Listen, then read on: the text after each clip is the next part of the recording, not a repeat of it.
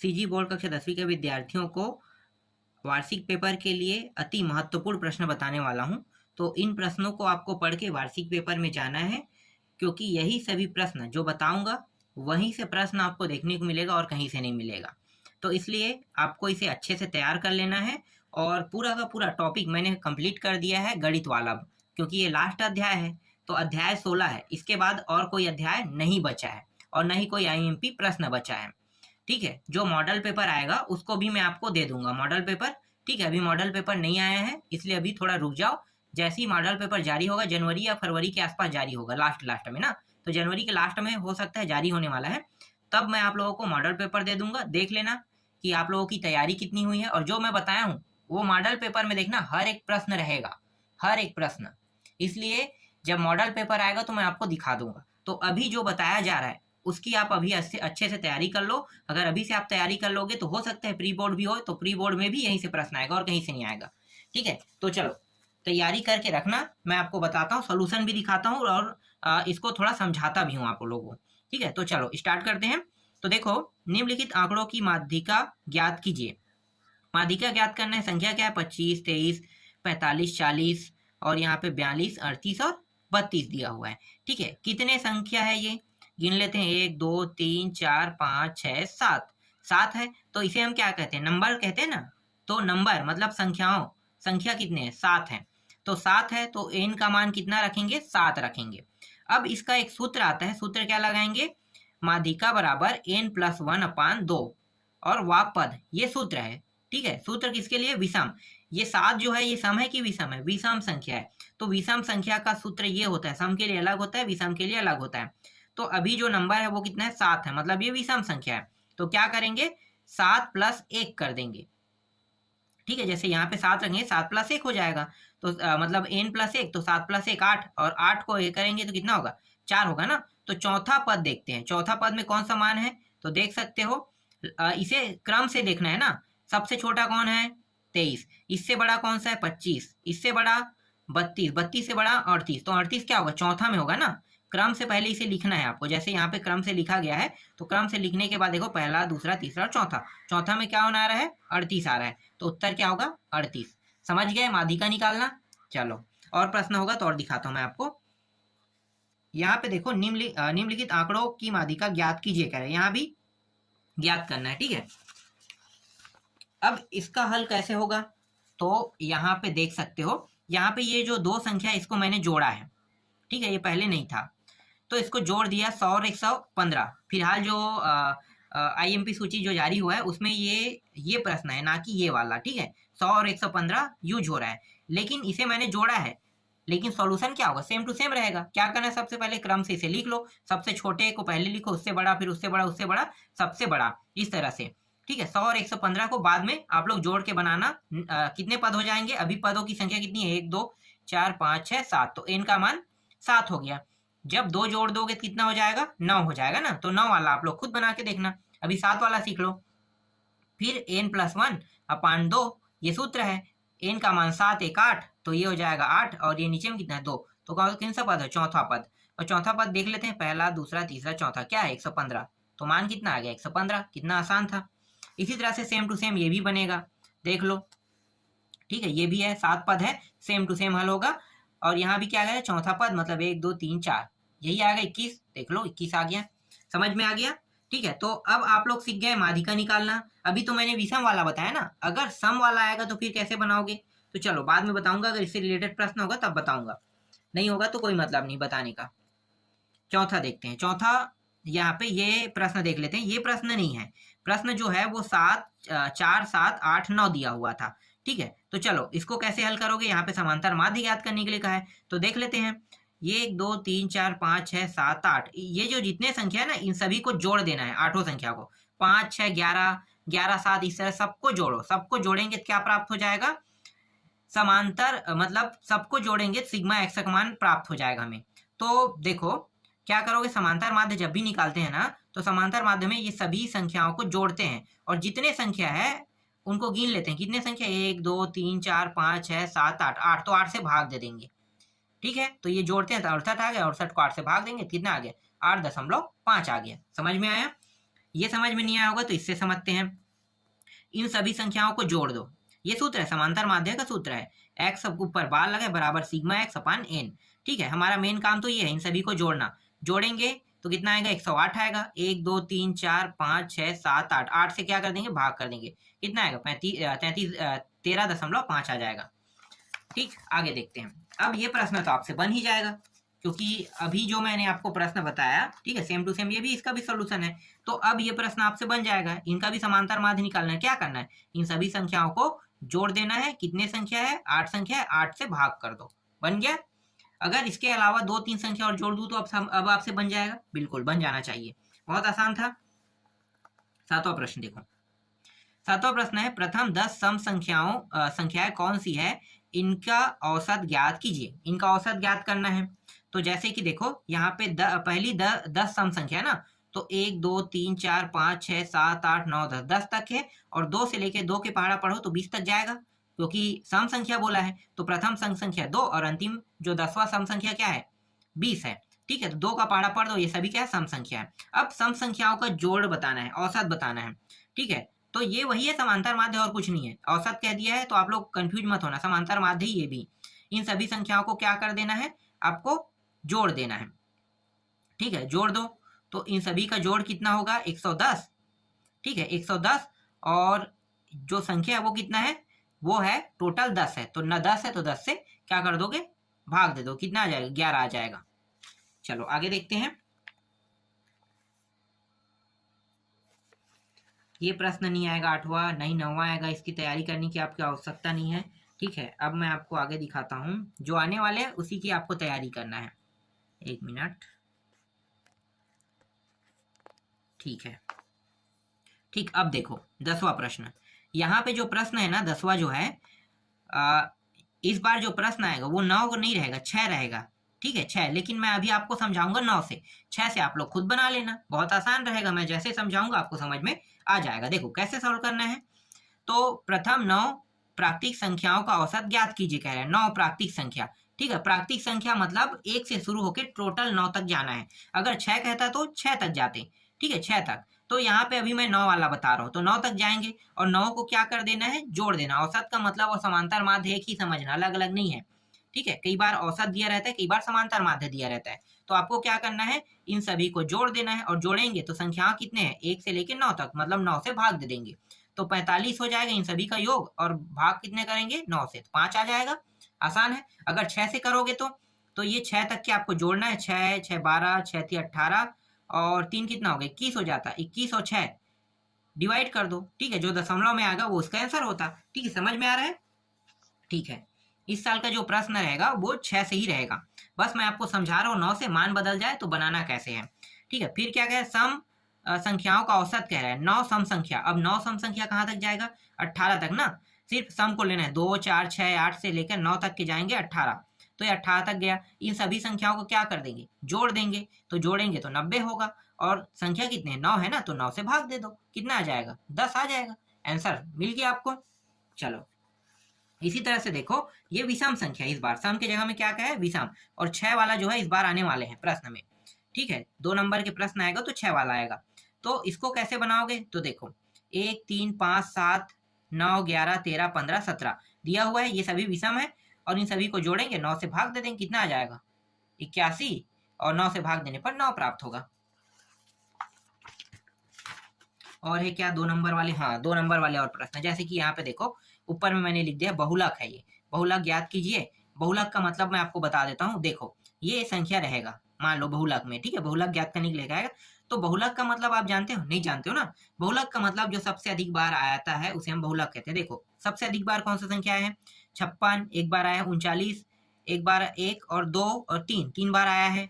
इससे ज्यादा बार और कोई मान आया क्या, मतलब जो संख्या देखते हैं, ये और ये नहीं है, सिर्फ 39 है। तो यहाँ पे बहुलक क्या रहेगा, बहुलक जो है वो 39 रहेगा। समझ में आ गया, 39 क्या है, बहुलक है। तो बहुलक का मतलब आपको समझ में आ गया। बहुलक का मतलब होता है जो सबसे अधिक बार आता है उसे बहुलक कहते हैं। ठीक है, ये तो 2 नंबर के थे। बड़े प्रश्न में आएगा तो इसके जो सॉल्यूशन है वो अलग तरीके से हल होगा। 2 नंबर वाला इसलिए बहुत आसानी से हल हो गया। ठीक है, अब मैं आपको बड़े वाले में बताऊंगा। ठीक है, अभी 2 नंबर के और प्रश्न है, उसको भी देख लेते हैं जो इंपॉर्टेंट है। जैसे कि ये प्रश्न इंपॉर्टेंट है। प्रथम 10 विषम संख्याओं का समांतर माध्य ज्ञात कीजिए। अब ये समांतर माध्य 10 विषम संख्या कितना आसान है, 1 से लेके 19 तक ले लो, सबको जोड़ दो, 10 से डिवाइड कर दो, कितना आ जाएगा, 10 आ गया। यहाँ पे देखो आंकड़ों की माध्यिका ज्ञात कीजिए कह रहे हैं, ठीक है, माध्यिका मतलब बीच का मान, ठीक है, तो इसे क्रम से लिख लेंगे, इस तरह से क्रम से लिख लो।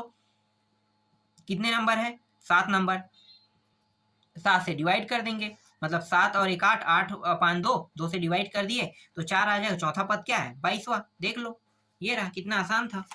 सेम टू सेम ऐसे ही रहेगा। 16वां प्रश्न देखो, 16वां भी इजी है, ठीक है। निम्नलिखित आंकड़ों की माध्यिका ज्ञात कीजिए, तो ये माध्यिका ज्ञात करना है, देख लो, 4 3 7, ये भी 7 है, बहुत आसान है, 42 आ जाएगा, चौथा पद 42 है। यहाँ भी क्या है, माध्यिका का है, यहाँ भी वैसे ही करना है आपको, सेम टू सेम, चौथा पद 32 आ जाएगा, ठीक है। और यहाँ पे क्या है, औसत है, मतलब समांतर माध्य निकालना है 18वां प्रश्न में। इन सभी को जोड़ दो और कितने संख्या, 10 है इनका मान, तो 10 से भाग दे दो, 5.5 आ जाएगा। कितना आसान था, ठीक है। आगे देखते हैं। अब 4 नंबर के प्रश्न बताने वाला हूं मैं आपको। देखो 4 नंबर के प्रश्न में कौन कौन से प्रश्न इंपॉर्टेंट है और इसका सॉल्यूशन भी बताऊंगा। कभी भी जब आप तैयारी करोगे तो अलग से बुक को खोल के देखने की जरूरत नहीं है, ये हर साल काम आएगा और यही सब प्रश्न तो आएगा बार बार रिपीट, और कौन सा प्रश्न आएगा। इसलिए आपको बार बार ना मतलब मैं बता तो नहीं सकता, लेकिन जो आने वाले प्रश्न उसको मैं आपको बता सकता हूँ कि ये प्रश्न आएगा, ठीक है। तो चलो देखो यहाँ पे क्या कहा है, यहाँ पे निम्नलिखित सारणी का बहुलक ज्ञात कीजिए। देखो बहुलक ज्ञात करने के लिए ये अलग तरीके का बहुलक ज्ञात करना है। हमें कैसे पता चलेगा कि हम बहुलक ज्ञात करें, तो ये वर्गांतर दिया है, आवृत्ति दिया है। देखो इसका एक ट्रिक है, मैं बताता हूँ आपको, ठीक है। क्या करेंगे, बहुलक जब ज्ञात करेंगे तो सबसे अधिक बार कौन आया है वो देखते हैं।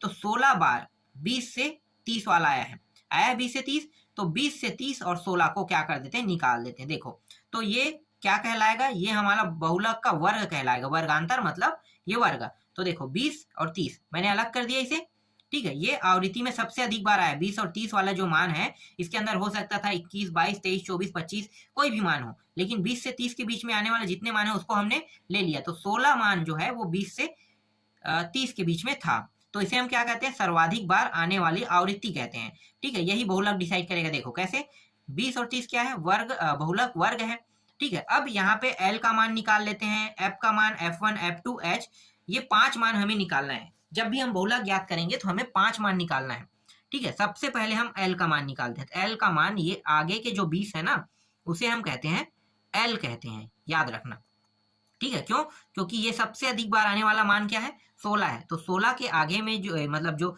20 से 30 है तो आगे को क्या कहते हैं, ये लोअर श्रेणी है और ये हाई श्रेणी है ना, तो निम्न उच्च, तो L से हम दर्शाते हैं लोअर, मतलब ये L से दर्शा दिए, तो 20 को L से दर्शा दिए, ठीक है। इसके बाद F0 किसे लोगे, तो F0 जो रहेगा वो आपका रहेगा, 1 मिनट, ये जो ऊपर में है ना, ये वाला मान, ये रहेगा आपका F0 रहेगा, ठीक है। फिर F1, एक सेकंड, यहाँ पे कभी भी नहीं रहता, हमेशा ये ऊपर वाला रहेगा, ये F0 रहेगा, फिर F2 रहेगा, F1 रहेगा, ये F2 रहेगा, इतने ही तक के तो काम है। तो हमेशा जो ये जो 16 रहेगा ना, ये हमेशा मतलब जो सबसे अधिक बार आता है वो हमेशा F1 रहता है, उसके ऊपर के मान को हम F0 कहते हैं, नीचे के मान को F2 कहते हैं। तो देखो 1 2 3 और ये 4 मान निकल गया, एक मान और बचा है, क्या, H का मान बस और निकालना। तो H का मान कैसे निकालते हैं, इसमें इसको घटा देंगे, 30 में 20 को घटा दो तो यहीं से निकलेगा। तो घटाएंगे तो कितना आ जाएगा, 30 में 20 घटाओगे तो 10 आ जाएगा। देखो यहाँ पे इन्होंने किया 10 आ गया, तो पांचों मान निकल गया। अब देखो बहुलक का क्या करेंगे, सूत्र लगाएंगे, ठीक है। याद रखना बहुलक जब भी निकालोगे तो आपको सबसे पहले L को देखना है, L को देखने के बाद आपको डायरेक्ट F1 पहले मिलेगा, तो F1 को लिख लेना, F उसके ऊपर को F0 कहते हैं, उसके नीचे को F2 कहते हैं। H कैसे निकालेंगे, 30 में 20 को घटा दो, जो मान रहेगा वर्गांतर जो सबसे अधिक बार आया है उसी में बड़े में छोटे को घटा दोगे तो निकल जाएगा H का मान। समझ में आ गया, ठीक है। अब सूत्र का उपयोग करेंगे, सभी मान निकल गए। सूत्र क्या है, बहुलक, L इस तरह से रहेगा, फिर प्लस कोष्टक के अंदर F1 माइनस F0, फिर अपान लिखेंगे 2F1 minus F0 minus F2 गुणित H, ये सूत्र याद रखना है, ठीक है। L का मान 20 था, रख दिया, F1 F0 F1 F0 F2 इन सभी के मानों को हम रख देते हैं, तो इस तरह से रखेंगे, गुणित 10 कर देंगे। ऊपर को देखो 16 और में 10 घटाओ कितना बचेगा, सिर्फ 6 बचेगा, ये 6 आ गया। ये 16 दूनी 32 हो गया, और ये माइनस में दोनों माइनस में है, मतलब जुड़ जाएगा तो ये 22। ठीक है, अब घटा देंगे तो ऊपर 6, नीचे घटाएंगे तो क्या होगा, प्लस माइनस घट के 10 बचेगा। ठीक है, 20 + 6 अपान 10, 10 और 10, ये देखो ये इसके साथ नहीं कटेगा क्योंकि यहाँ पे प्लस है, प्लस हमेशा रोड़ा लगाता है और माइनस भी रोड़ा लगाता है, लेकिन गुणा और भाग में है तो कोई भी मान आसानी से कट जाएगा। तो इसलिए यहाँ पे देखो ये गुणा वाला है ना, तो इसके साथ ये दोनों कट गया, बचा क्या 20 और 6, तो 26 आ गया उत्तर। देखो आया 26, कितना आसान था। ठीक है, बहुलक इस तरह से निकालते हैं।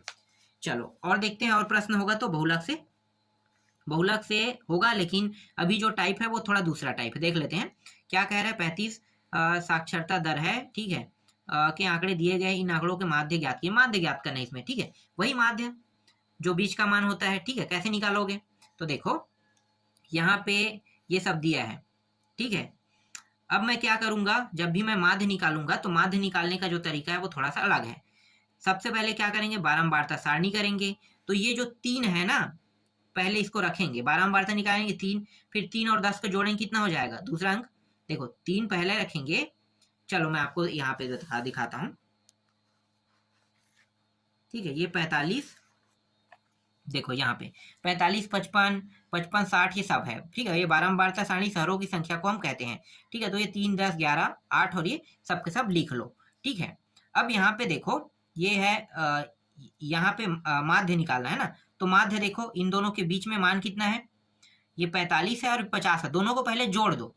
जोड़ेंगे तो मान लो 45 और 50, मैं इसे कैसे लिखूंगा, इसे मैं ए लिखता हूँ, इसे बी लिखता हूँ, तो a + b अपान 2 कर देंगे। 45 और 50 करोगे कितना होगा, 45 और 50 जब करोगे जोड़ोगे तो 100 होगा, और 100 के 2 से क्या करना है, देखो यहाँ पे 2 है, मतलब भाग दे देना है, तो कितना हो जाए 50, तो ये आ गया 50। इन दोनों को जोड़ो और 2 से भाग दे दो तो 60 आ जाएगा। इन दोनों को जोड़ो 2 से भाग दो 70, इन दोनों को जोड़ो और 2 से भाग दो 80, इन दोनों को जोड़ो और 2 से भाग दे दो 90 प्राप्त होगा।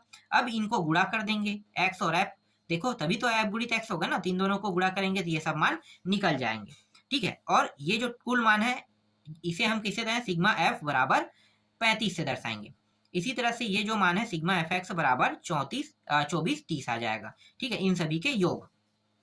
अब माध्य निकालेंगे तो क्या करेंगे कि ये मान में इसको भाग, मतलब ये जो 35 है इससे भाग दे देंगे, इससे तो भाग देंगे, कितना आएगा 69.43 आ गया। अब इसमें निष्कर्ष अगर पूछता है तो निष्कर्ष बताना है कि 11 शहरों की साक्षरता कितनी है। बहुत आसान है, देखो यहाँ पे लिखा है, कुछ भी बना सकते हो अगर तुम्हें थोड़ा भी नॉलेज है तो। ठीक है, तो 11 शहरों में साक्षरता दर कितना है, 65 से 75 तक के है। 3 शहरों में साक्षरता दर सबसे कम अर्थात 45 से 50 तक के है। 3 शहरों में साक्षरता दर सबसे अधिक अर्थात 85 से 95 तक है। इस तरह से आप 2-3 पॉइंट निष्कर्ष लिख के बता सकते हो। ठीक है, समझ में आ गया।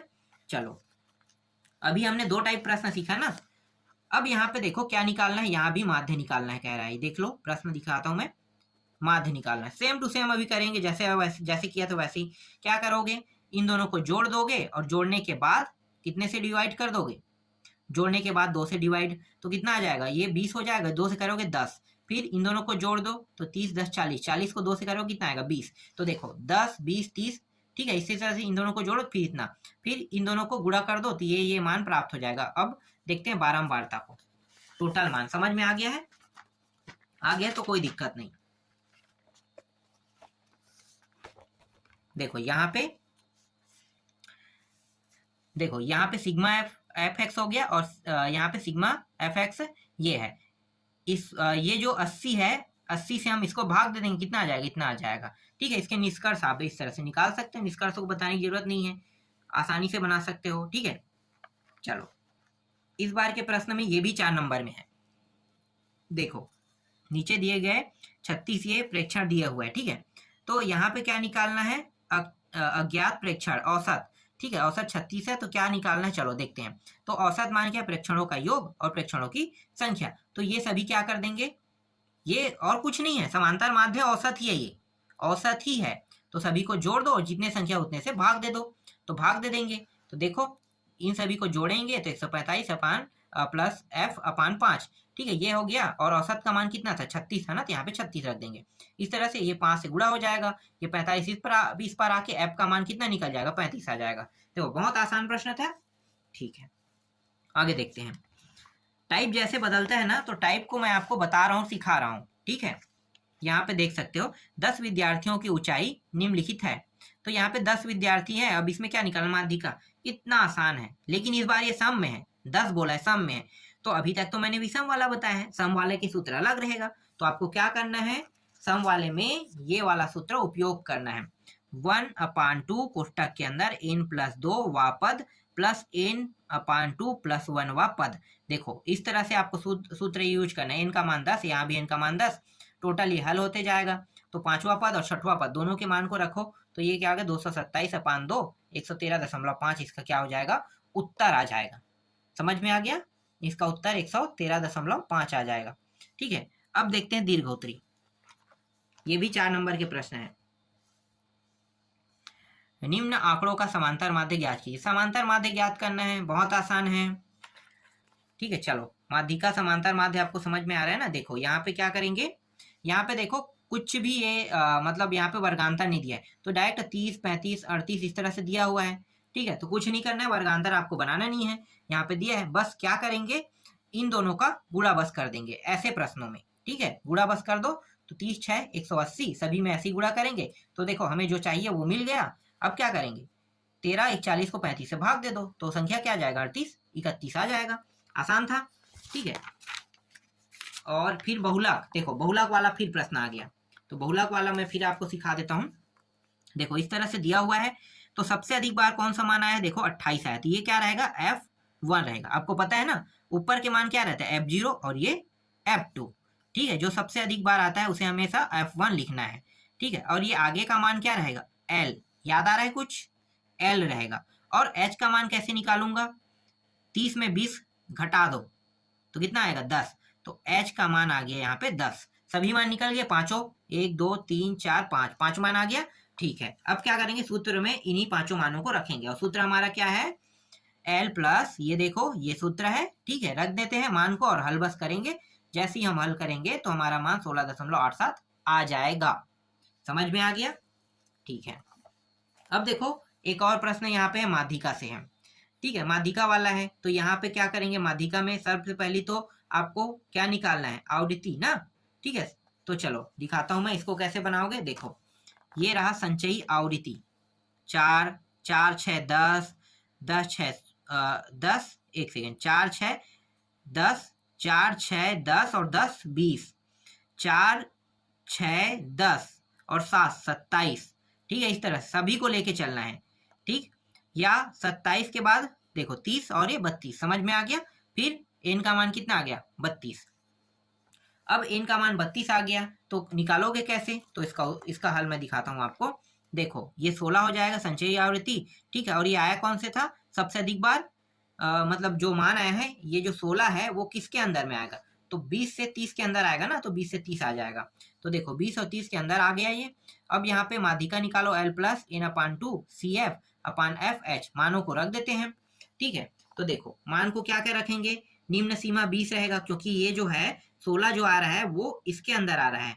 तो इन दोनों की निम्न सीमा, L का मान क्या होगा 1, H का मान क्या हो जाएगा, H का मान अगर निकालते हैं तो 10 होगा ना। समझ में आ गया, H का मान, इन दोनों को 30 में 20 को घटाएंगे तो H का मान निकल जाता है। ठीक है, n का मान कितना है, 32 है, तो n का मान 32 आ गया है। अब CF का मान देखो, तो CF का मान कितना है भाई, ये आवृत्ति में देखो 10 है। ठीक है, 10 लिखोगे। चलो मानों को रखो, तो देखो n का मान हमने रख दिया, तो ये 32/2 तो 16 आ जाएगा, और -10 CF का मान 10 अपान F का मान भी 10 है, और ये प्लस 20 है लोअर मान, और ये गुणित 10, तो हल करेंगे तो 26 आ जाएगा इस तरह से। इसके बाद देखो ये प्रश्न है, एक उच्चतर माध्यमिक शाला के छोटे बच्चों के वजन के आंकड़े नीचे दिए गए हैं, इसका समांतर माध्य निकालिए। देखिए समांतर माध्य निकालना बहुत आसान प्रश्न है। इन सभी का सॉल्यूशन मैं आपको दिखाता हूँ, बहुत इजी है। देखो बहुत आसान है, ये रहा, देख लो। EF समझ में आ गया कैसे बना होगा, जो सबसे अधिक बार आता है हम उसको ही यूज करते हैं। ठीक है, तो यहाँ पे देखो, यहाँ पे इस तरह से आपको बनाना है, और इन दोनों को गुणा करेंगे, तो ये गुणा करने पे ये आया, इसके साथ इसको भाग कर दो, तो भाग करने में कितना आ जाएगा, 45.8 किलोग्राम आ जाएगा। ठीक है, ये हो गया। चलो आगे देखते हैं। 10वीं कक्षा की लड़कियों की ऊंचाई इस प्रकार दी गई है। देखो यहाँ पे दिया हुआ है, क्या निकालना है, माध्यिका निकालना है ना। चलो माध्यिका निकालते हैं, संचयी आवृत्ति निकाल दो इस तरह से। ये आ गया, इनका मान कितना आ गया, ये ठीक है। अब इनका मान कितना है, 30 आया है। अब यहाँ पे इसको आधा करेंगे, 15। 15 कौन सा वाले पद में आएगा, देखो तो 15 जो है वो आपका आ जाएगा, 1 मिनट, मतलब इससे 14 है, 14 से 15 होने के लिए 150 से 155 में आएगा, तब ये 15 होगा ना। तो मतलब ये वाला आ जाएगा, तो ये 15 वाला मतलब ये हो गया। तो ये लोअर श्रेणी निकल गया आपका, ठीक है, लोअर श्रेणी निकल गया। फिर एफ का मान, ये एफ का मान है, एफ 0 नहीं है, यहाँ पे सिर्फ एफ रहता है। सी एफ का मान देखो, सी एफ का मान ये 14, जस्ट ऊपर को हम क्या कहते हैं, सी एफ का मान कहते हैं, ये सी एफ का मान। और यहाँ पे एच का मान कितना हो जाएगा, 5 होगा ना।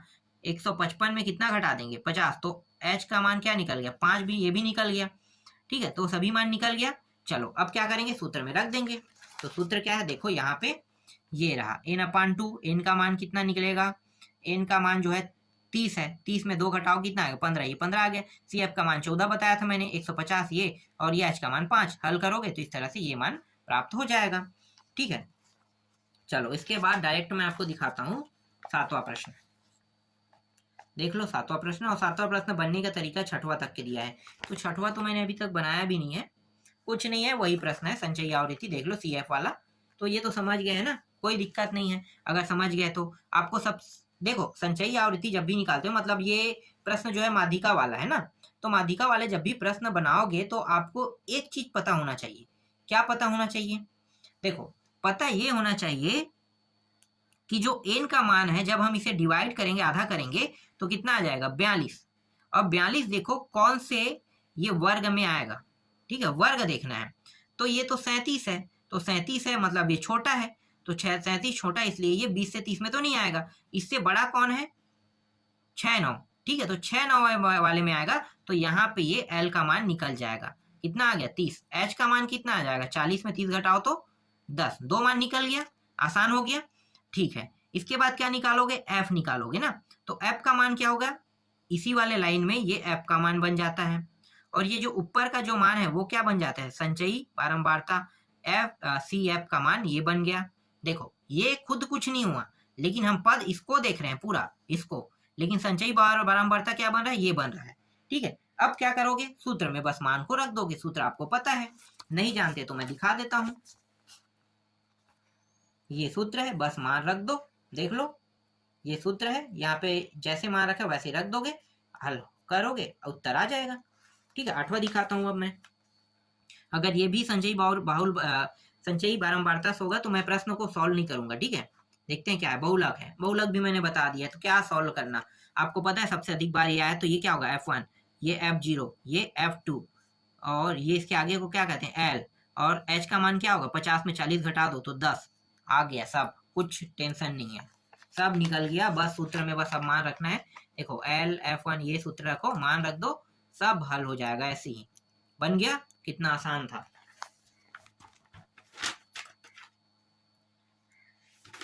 इसके बाद मैं आपको दिखाता हूँ, सिर्फ 2 प्रश्न और हैं।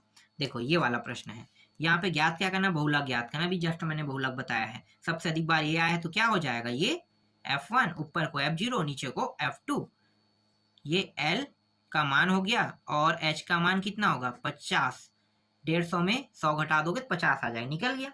फिर सूत्र में मान रख दो, हल हो जाएगा, ठीक है। तो इसका सॉल्यूशन चलो दिखा देता हूँ, फिर भी ये रहा बहुलक वाला सॉल्यूशन, देख लो, ठीक है, जैसा मैंने मान निकाला वही सब आएगा, यहाँ पे और कुछ नहीं रखना है। फिर अंतिम प्रश्न दिखाता हूँ मैं आपको, यहाँ भी बहुलक का है, सेम टू सेम वैसे ही करना है, ये अब आप खुद बना के देखना, ठीक है। मैं इसका सॉल्यूशन बस आपको दिखा देता हूँ, F1 F2 कैसे निकालते हैं पता चल गया होगा। तो इस तरह से ये पूरा कंप्लीट हो गया। अब कोई भी प्रश्न नहीं बचा है गणित वाले बुक से बताने के लिए, पूरा मैंने कंप्लीट कर दिया।